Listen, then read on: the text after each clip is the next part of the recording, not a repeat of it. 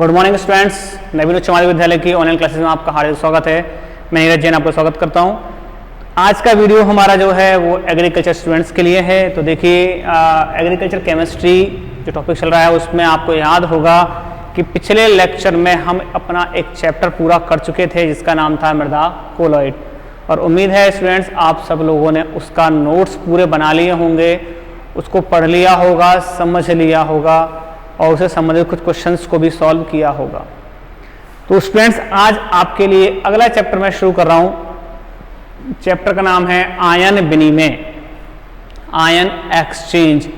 ये भी आपका 3 नंबर का ही चैप्टर है। बस अंतर इतना है कि इस चैप्टर से आपके 2 क्वेश्चन आएंगे, 1 प्लस 2, 1 नंबर का 1 क्वेश्चन होगा और 2 नंबर का 1 क्वेश्चन होगा। ये भी काफ़ी छोटा चैप्टर है, आसान है, पढ़ने समझने में ज़्यादा मुश्किलों का सामना नहीं करना पड़ता और संभवतः ये आप लोगों के लिए काफ़ी इजी चैप्टर रहेगा और आप लोग इसे अच्छे से समझ पाएंगे और पढ़ पाएंगे। तो स्टूडेंट देखिए, आज शुरुआत करते हैं इस चैप्टर की। इसका नाम है आयन विनिमय। आयन विनिमय देखिए, इससे संबंधित कुछ छोटी सी बात पिछले चैप्टर में भी हुई थी, जहाँ हमने कहा था कि मृदा जो कोलॉइड है, मृदा के जो कण हैं वो आयनों का विनिमय करते हैं, आयनों का एक्सचेंज करते हैं, जिससे कि एक दूसरे से आयन एक दूसरे में अदला बदली कर सकते हैं, पोषक तत्वों की अदला बदली होती है। तो उसे हम आयन एक्सचेंज के नाम से चाह रहे थे, लेकिन उसी को थोड़ा डिटेल में इस चैप्टर में आपको पढ़ना है कि किस प्रकार से आयनों का विनिमय होता है, आयन किस प्रकार से एक दूसरे में अदला बदली करते हैं, बदलाव करते हैं। तो देखिए, आयन विनिमय की छोटी सी परिभाषा आपके सामने लिखी है बोर्ड पर, मैं उसे एक्सप्लेन करता हूं। विनिमयशील प्रावस्थाओं के मध्य सजातीय आवेश युक्त आयनों का पारस्परिक अधिशोषण आयन विनिमय कहलाता है। देखिए, ये एक स्टैंडर्ड परिभाषा है, इसे थोड़ा सा अपने लेवल में हम समझने की कोशिश करें तो देखिए मैं समझाता हूं आपको। विनिमयशील प्रावस्थाएं यानी कि ऐसी अवस्थाएं, ऐसी प्रावस्थाएं जिनमें विनिमय संभव हो, जो एक दूसरे के साथ एक्सचेंज कर पाए, विनिमय कर पाए। तो विनिमयशील प्रावस्थाओं के मध्य सजातीय आवेश युक्त, सजातीय समान आवेश युक्त, या तो धनायन या ऋणायन, तो समान आवेशों में ही विनिमय होता है। समान आवेशों में विनिमय का सीधा सा अर्थ आप अंदाजा लगाएं, विनिमय हमेशा किसमें होता है? जो समान होते हैं। तो समान आवेश युक्त आयनों का पारस्परिक अधिशोषण, पारस्परिक अधिशोषण, एक तरफ अधिशोषण हुआ है तो विशोषण भी होगा, यानी अधिशोषण हुआ, जुड़ गया तो एक हट भी जाएगा और दूसरी तरफ जाकर जुड़ जाएगा। तो पारस्परिक अधिशोषण क्या कहलाता है? आयन विनिमय कहलाता है। उसे हम नाम देते हैं आयन विनिमय। तो पारस्परिक अधिशोषण को आप क्या कहते हैं? आयन विनिमय कहते हैं। आयन विनिमय मुख्य रूप से हमारे पास 2 प्रकार का है, धनायन विनिमय और ऋणायन विनिमय। यानी कि धनायन का विनिमय होगा, धनावेशित युक्त जो आयन होंगे उनका विनिमय होगा, या ऋणावेश युक्त जो आयन होंगे उनका विनिमय यहाँ पर होगा। तो धनायन विनिमय, ऋणायन विनिमय। अब बात करते हैं पहले, सबसे पहले इसमें इंपॉर्टेंट जो हमारा टॉपिक है उसका नाम है धनायन विनिमय। देखिए, इस चैप्टर में जो छोटी छोटी परिभाषाएं हैं ये बड़ी इंपॉर्टेंट है, क्योंकि एग्जाम के अंदर आपसे 1 नंबर का क्वेश्चन इन छोटी छोटी परिभाषाओं से पूछा जा सकता है। इसलिए बात करें इसके अंदर सबसे पहले तो धनायन विनिमय की। धनायन विनिमय होता क्या है? एक स्टैंडर्ड परिभाषा लिखी हुई है इसकी। मृदा संकीर्ण द्वारा किसी विलयन अथवा अन्य पृष्ठ से विशेष धनायन का अधिशोषण तथा मूल सतह से मुक्त होने की क्रिया धनायन विनिमय कहलाती है। देखिए, पढ़ने में बड़ी अजीब सी लग रही है परिभाषा, क्या है समझने से थोड़ी सी बात है हमारे लिए। मैं इसको समझाता हूं आपको। देखो, मृदा संकीर्ण यानी कि मृदा का वह हिस्सा जिससे आपको अधिशोषण करना है या आयनों का विनिमय करना है उसे कहते हैं मृदा संकीर्ण। तो मृदा संकीर्ण द्वारा किसी विलयन में से, जैसे मृदा विलयन हो, जल हो, या आप कोई खाद्य पदार्थ डाल रहे हैं तो उस चीज में से, उस विलयन अथवा अन्य पृष्ठ, अन्य सतह से किसी विशेष धनायन का, विशेष धनायन, मैग्नीशियम की आवश्यकता है तो मैग्नीशियम का अधिशोषण, कैल्शियम की आवश्यकता है तो कैल्शियम का अधिशोषण, अमोनियम आयन की आवश्यकता है तो अमोनियम आयन का अधिशोषण, सोडियम की आवश्यकता है तो सोडियम का अधिशोषण, पोटेशियम की आवश्यकता है तो पोटेशियम का अधिशोषण। तो किसी विशेष धनायन का अधिशोषण हो तथा मूल सतह से, जिस सतह पर अधिशोषण हो रहा है उस सतह से किसी अन्य आयन के मुक्त होने की क्रिया, हटने की क्रिया क्या कहलाती है? धनायन विनिमय कहलाती है। उसे हम किस नाम से जानते हैं? धनायन विनिमय के नाम से जानते हैं। उसे कहते हैं हम धनायन विनिमय। इसमें एक सतह से तो धनायन जुड़ रहा है और दूसरी तरह से धनायन हट रहा है। उस आयन का नाम क्या, उस सतह का नाम क्या है? उस क्रिया को बोलते हैं हम धनायन विनिमय के नाम से जानते हैं।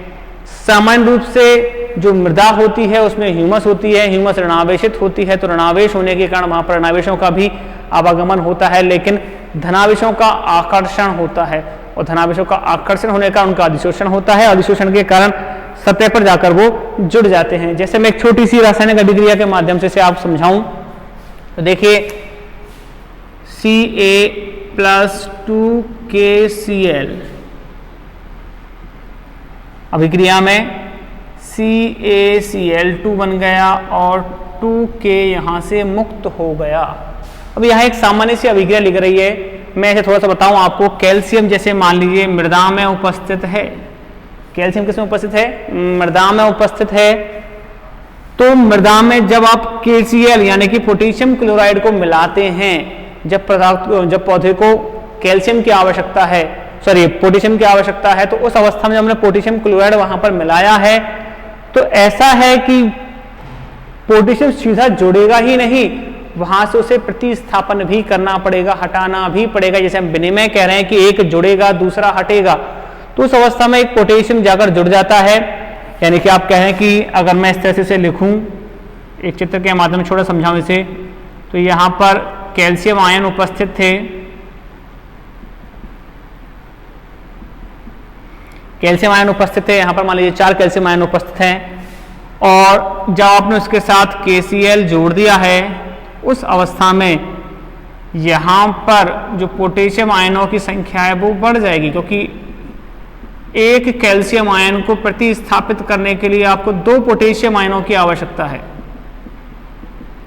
एक कैल्शियम आयन को प्रतिस्थापित करने के लिए 2 पोटेशियम आयन आपको चाहिए, तब जाके एक कैल्शियम आयन वहां से प्रतिस्थापित हो जाएगा। जैसे ये भी मृदा है और ये भी मृदा है, और यहाँ से कौन बाहर निकल गया? CaCl2 यानी कि कैल्शियम क्लोराइड यहाँ से हट जाएगा। तो ये भी क्रिया किसके माध्यम से हो रही है? धनायनों के विनिमय के माध्यम से। मैं समझा रहा हूँ आपको कि धनायन का विनिमय मृदा में इस प्रकार से होता है, जैसे सामान्य रासायनिक अभिक्रिया होती है उसी प्रकार से यहाँ भी होता है, लेकिन एक धनायन जुड़ता है और एक धनायन वहां से हट जाता है।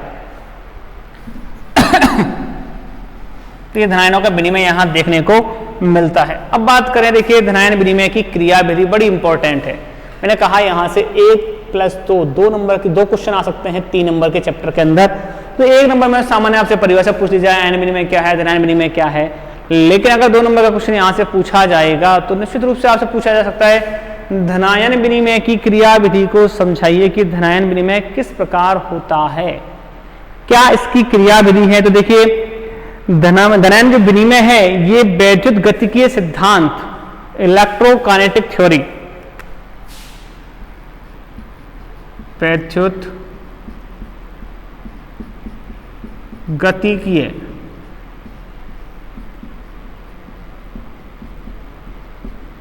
सिद्धांत, इलेक्ट्रोकाइनेटिक थ्योरी पर निर्भर करता है। इस सिद्धांत के अनुसार ही धनायनों का क्या होता है? विनिमय होता है। देखिए सिद्धांत के अनुसार हम क्या बोले, देखिए सिद्धांत के अनुसार बात की जाए तो जो अधिशोषित धनायन है, जिस धनायन का अधिशोषण हो रहा है वो आयनिक जो द्विपरत होती है। जैसे आयनिक द्विपरत का मतलब है, देखिए यहाँ पर मैंने कहा कि ये एक क्ले मिसाइल है, क्ले का मतलब मृदा का मिसाइल है, जहां पर दोनों तरह के आयन उपस्थित हैं।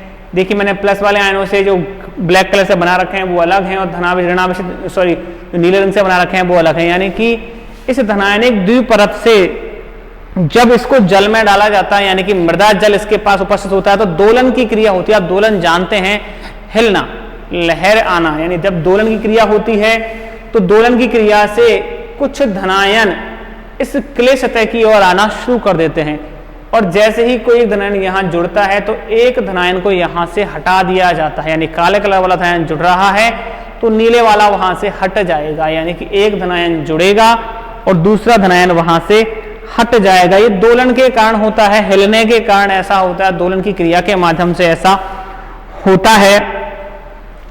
और इस पूरी क्रिया विधि के अंदर देखिए इस चित्र का बड़ा महत्व है, इस चित्र के माध्यम से आप समझा सकते हैं। इसे मैं थोड़ा सा पढ़ के समझा देता हूं आपको थोड़ा सा।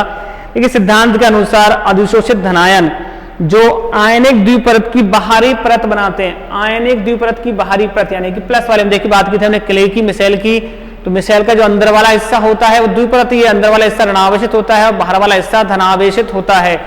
तो द्विपरत के हिस्से में जो बाहरी परत बना रहे धनायन होते हैं वो जल में निलंबित करने पर दोलन की अवस्था में होते हैं, हिल रहे होते हैं, दोलन क्रिया कर रहे होते हैं, तथा एक विसरित द्विपरत भी बनाते हैं। विसरित द्विपरत जिसमें से विसरण की क्रिया हो जाए, यानी एक धनायन हट जाए और दूसरा धनायन वहां पर जुड़ जाए, विसरित द्विपरत बनाते हैं। इन दोलनों के कारण कुछ धनायन क्ले मिश्रण से दूर हट जाते हैं, तो एक विद्युतपट्ट के विलयन की उपस्थिति में मिलाए गए वैद्युतपट्ट का धनायन आंतरिक ऋणात्मक परत तथा दोलन करते धनायनों के भारी परत के बीच में चला जाता है। इसका मतलब देखिए क्या समझे इस लाइन का, मैं इसको रिपीट कर रहा हूं, एक बार सुन लीजिए वापस। एक वैद्युत अपघट्ट के विलयन की उपस्थिति में मिलाए गए वैद्युत अपघट्ट का धनायन दोलन कर रही हुई परतों के मध्य चला जाता है, ऋणात्मक और धनात्मक, यानी कि जब दोलन कर रहा है, जो आपने कोई देखिए ब्लैक कलर का जो इसमें धनायन आपको दिख रहे हैं, ये किसी अतिरिक्त वैद्युत अपघट्ट के हैं जो इसमें मिलाया गया है, और मिलाने पर ये धनायन दोलन कर रही सतह के मध्य चला जाता है। तो अंदर तो ऋणावेश है, बाहर धनावेश है, इसके मध्य जाकर जुड़ जाता है। इस सतह के ऊपर इसका अधिशोषण हो जाता है और इस अधिशोषण के कारण एक धनायन हट जाता है और दूसरा धनायन इस पर जुड़ जाता है, जिसे हम कहते हैं धनायन विनिमय की क्रिया विधि। देखिए थोड़ी सी टिपिकल है, थोड़ी सी इसकी लैंग्वेज थोड़ी सी कठिन जरूर है, लेकिन जब इसे आप ध्यान से पढ़ेंगे समझेंगे तो निश्चित रूप से ये आपको याद हो जाएगा। देखिए धनायन विनिमय की क्रिया विधि के बाद अगर मैं बात करूं आपसे यहां सॉरी, देखिए एक क्वेश्चन बोर्ड एग्जाम में आपसे पूछा गया था वर्ष 2019 के पेपर के अंदर कि मृदा में पाए जाने वाले धनायनों के नाम लिखिए, किन्हीं 4 धनायनों के नाम लिखिए मृदा में पाए जाने वाले। तो मृदा में कौन कौन से धनायन पाए जाते हैं, ऋणायन कौन कौन से पाए जाते हैं, उनकी बातें वहां पर की गई थी। तो मैं यहां लिख रहा हूं विनिमय आयनों का प्रकार।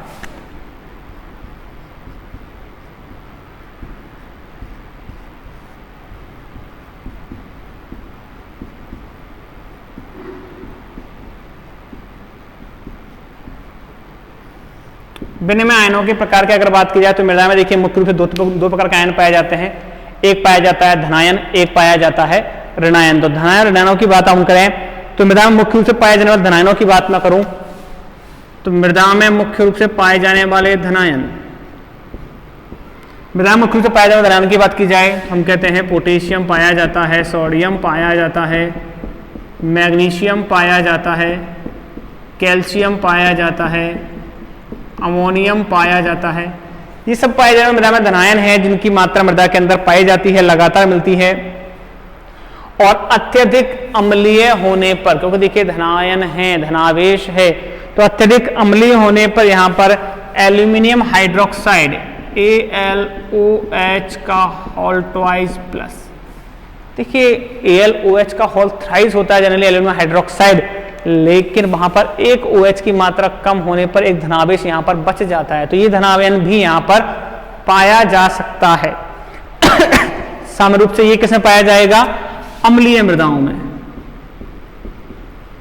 ये पाया जाएगा किसमें, अम्लीय मृदाओं में। और अगर मृदा क्षारीय है तो क्षारीय मृदा में सोडियम की मात्रा अधिक मिलेगी। आप जानते हैं सोडियम हाइड्रोक्साइड एक प्रबल क्षार होता है, तो उस अवस्था में यहाँ पर जब क्षारीय मृदा होगी तो उसमें सोडियम आयन की अधिकता देखने को मिलती है। अगर बात की जाए यहाँ पर पाए जाने ऋणायनों की, ऋणायन कौन कौन से पाए जाते हैं, ऋणायन देखिए sulphate ion SO4-2 sulphate ion यहाँ पाया जाता है, NO2- नाइट्रेट आयन यहाँ पर पाया जाता है, H3PO2 माइनस यहां पर पाया जाता है, सॉरी H3PO4 फॉस्फेट आयन जिसे हम बोलते हैं PO4 हाइड्रोजन फॉस्फेट की बात हम कर रहे होते हैं। हाइड्रोजन कार्बोनेट HCO3 माइनस यहाँ पर पाया जाता है। देखिए सामान्य रूप से जब ये संतुलित होते हैं तो यहाँ लिख रहा होता है H2CO3 हाइड्रोजन कार्बोनेट, संतुलित नहीं है इसलिए माइनस आवेश की मैं बात कर रहा हूँ। ये मुख्य रूप से ऋणायन है जो यहाँ पर पाए जाते हैं। साथ में अगर बात की जाए Cl माइनस, ये भी यहाँ पर पाया जाता है। इस प्रकार के कुछ ऋणायन है जो यहाँ पर पाए जाते हैं। तो कि बोर्ड एग्जाम में आपसे क्वेश्चन पूछा गया था मृदा में पाए जाने वाले धनायनों को, किन्हीं 4 धनायनों को लिखिए, तो आपको 4 नाम लिखने थे, 4 ये लिखने थे, आपका 1 नंबर पक्का था। इसी प्रकार से ऋणायन भी आपसे पूछे जा सकते हैं कि मृदा में पाए जाने वाले किन्हीं 4 ऋणायनों को लिखिए, तो 4 ऋणायन यहाँ पर होते हैं। इसके अलावा कुछ विशेष प्रकार की मृदाओं के अंदर अलग अलग प्रकार के आयन भी पाए जाते हैं। जैसे अगर बात की जाए तो काली मृदा में कैल्शियम आयनों की विनिमय की मात्रा अधिक पाई जाती है। अगर बात की जाए जो दोमट मृदा है उनमें विनिमय जो आयन होते हैं उनकी मात्रा अधिक होती है। तो अलग अलग मृदाओं के माध्यम से विनिमय की मात्रा भी बदलती रहती है। तो ये बात थी हमारी धनायन विनिमय की। आगे बढ़ते हैं, इसमें अब बात करते हैं ऋणायन विनिमय की।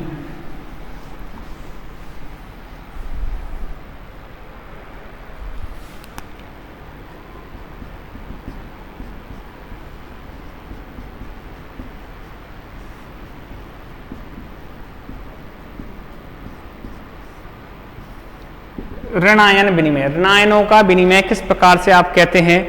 देखिए पहली बात तो ऋणायन के विनिमय को हम अम्ल विनिमय भी कहते हैं। इसे हम अम्ल विनिमय के नाम से भी जानते हैं। ऋणायन विनिमय या इसे अम्ल विनिमय के नाम से भी पहचाना जाता है। इसे अम्ल विनिमय भी हम लोग कहते हैं। देखिए सामान्य रूप से हम अगर इसमें बात करें तो हम कह सकते हैं कि किसी ऋणायन के स्थान पर अगर OH माइनस आयन आ जाता है तो उस अवस्था में उस प्रकार के विनिमय को आप कहते हैं ऋणायनिक विनिमय। जैसे हम लिखें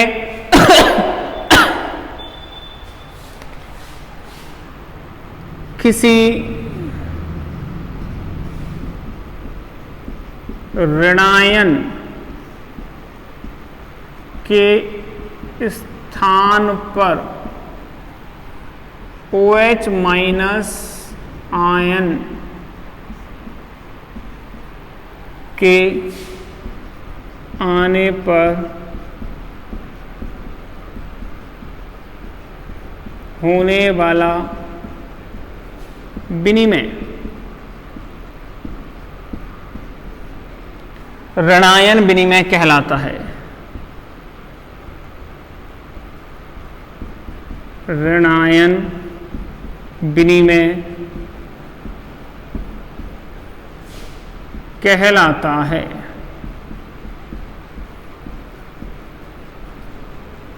यानी किसी ऋणायन के स्थान पर OH माइनस आयन के आ जाने पर होने वाला विनिमय क्या कहलाता है? ऋणायन विनिमय कहलाता है। मुख्य रूप से बात करें हाइड्रोक्साइड आयन की उपस्थिति अगर वहां पर हो जाए तो उस अवस्था में उस प्रकार का विनिमय कहलाता है क्या?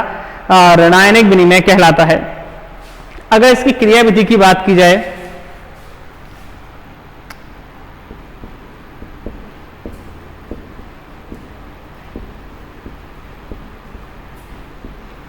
देखिए इसकी क्रियाविधि बड़ी सामान्य सी है। अगर इसकी क्रियाविधि की अगर हम बात करें तो हम कह सकते हैं कि मृदा के घटने पर भास्मिक समूहों की सक्रियता तथा उनकी स्वीकृति में वृद्धि द्वारा बढ़ जाती है। यानी कि इसका सामान्य सा मतलब अगर समझाऊं आपको मैं तो भास्मिक समूह यानी कि क्षारीय समूह, भास्मिक समूह का सीधा अर्थ किससे है? क्षारीय समूहों से। तो हम बात लिखते हैं यहां पर, जैसे लिख रहा हूं मैं एक एग्जांपल आपको, ROH plus H2SO4, ROH plus H2SO4। यहां इस अभिक्रिया के अंदर अगर बात की जाए तो बनता है ROH2 प्लस। यहां से एक OH समूह यहां पर जुड़ रहा है और साथ में आपको मिल रहा है SO4 माइनस 2, यानी कि एक H2 यहां समूह आपके लिए जहां पर जुड़ जाता है। तो RH2 प्लस यहां पर हो जाता है, साथ में SO4 माइनस यहां पर रह जाता है। यानी इस अवस्था में अगर आपसे कहा जाए तो ROH एल्कोहल जिसे हम बोल सकते हैं, उसके साथ यहाँ आपने H2SO4 जोड़ा तो एक ऋणायन को आपने यहाँ से मुक्त कर दिया, और ऋणायन का मुक्त होना ही क्या कहलाता है, हमारा ऋणायन विनिमय कहलाता है। देखिए ऋणायन की मात्रा बढ़ेगी, OH माइनस के आयन की मात्रा बढ़ती है, तो उस अवस्था में आप कह सकते हैं कि वहां पर pH मान में भी परिवर्तन आता है, यानी कि जो पदार्थ है उसका pH मान है वो परिवर्तित यहाँ पर हो जाता है। अब बात करें इसके अंदर आगे जो बहुत इंपॉर्टेंट टॉपिक जिसे हम लास्ट में बात की थी, कैटायन एक्सचेंज कैपेसिटी, धनायन विनिमय क्षमता की। देखिए अगला टॉपिक मैं इसमें यहां लिखता हूं,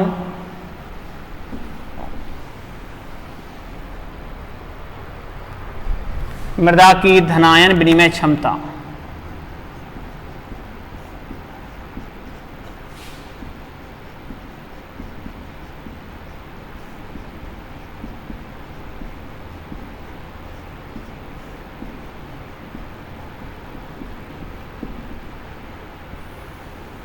मृदा की धनायन विनिमय क्षमता जिसे हम लिख सकते हैं कैटायन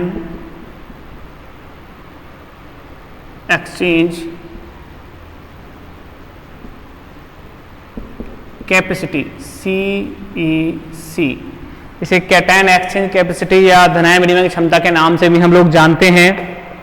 अगर हम बात करें इसके बारे में तो देखिए इसकी मैंने इकाई आपको उस दिन बताई थी, इकाई इसकी क्या थी, सेंटीमोल प्रति किलोग्राम, इसकी इकाई वहां पर हमने की थी। तो हम कह सकते हैं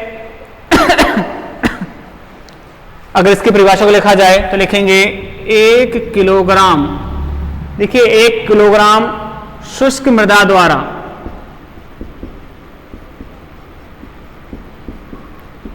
एक किलोग्राम शुष्क मृदा द्वारा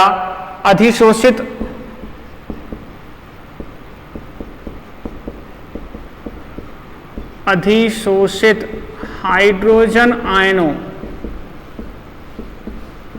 देखिए इसको रिपीट काम कर रहे हैं, 1 किलोग्राम शुष्क मृदा द्वारा अधिशोषित हाइड्रोजन आयनों अथवा इसके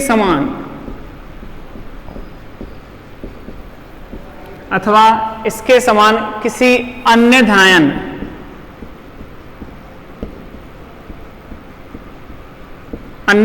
की अधिशोषित मात्रा,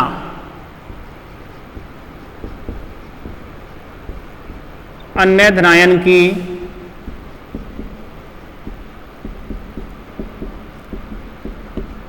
अधिशोषित मात्रा, अधिशोषित मात्रा क्या कहलाती है, धनायन विनिमय क्षमता कहलाती है, धनायन विनिमय क्षमता कहलाती है।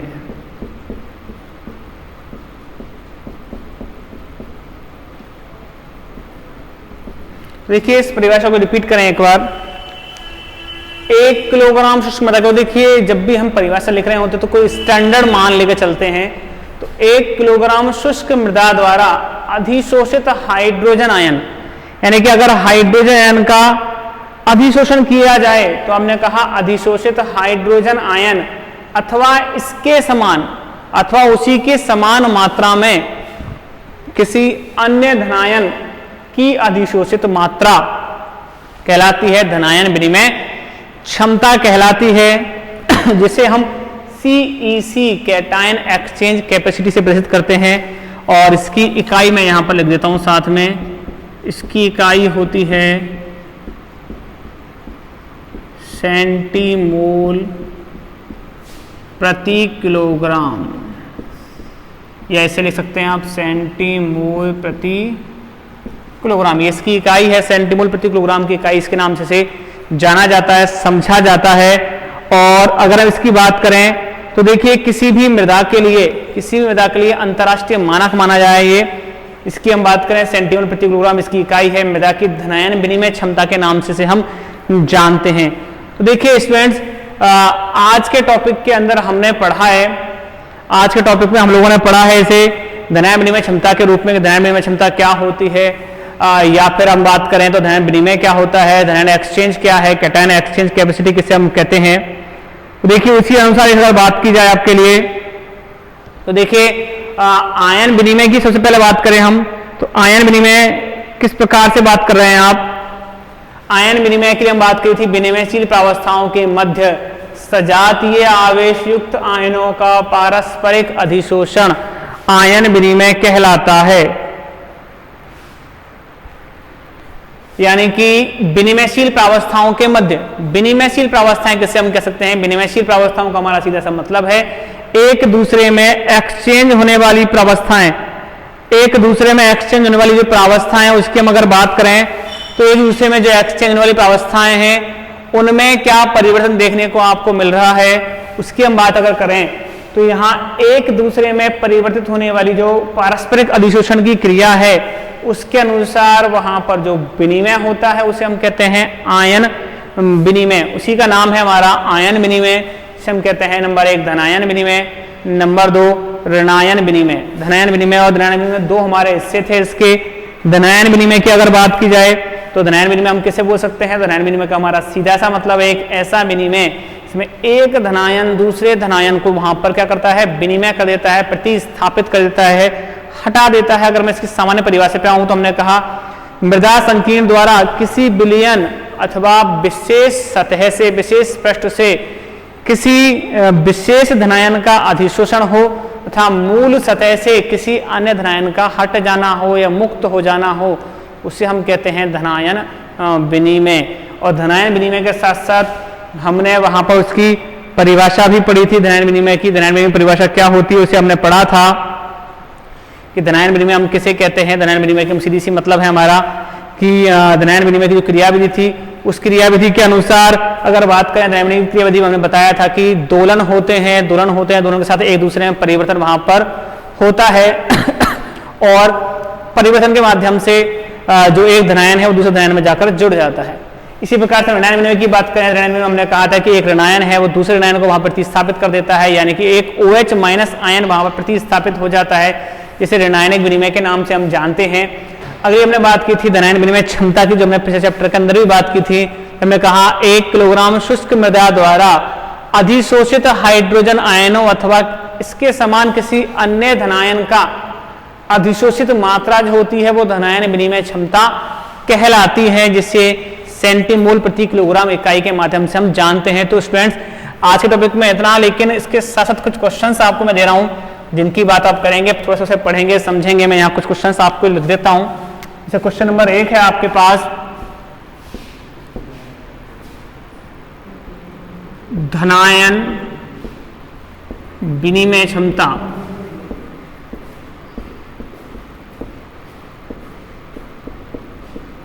क्या है? दूसरा क्वेश्चन, आयन विनिमय क्या है? क्वेश्चन नंबर 3, धनायन विनिमय की क्रियाविधि को समझाइए। और क्वेश्चन नंबर 4 लिख देते हैं यहाँ पर आपके लिए, ऋणायन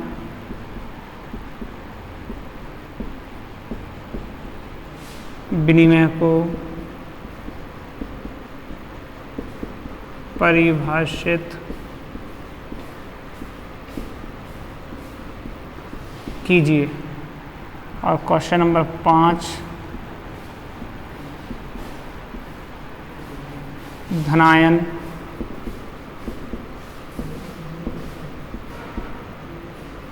विनिमय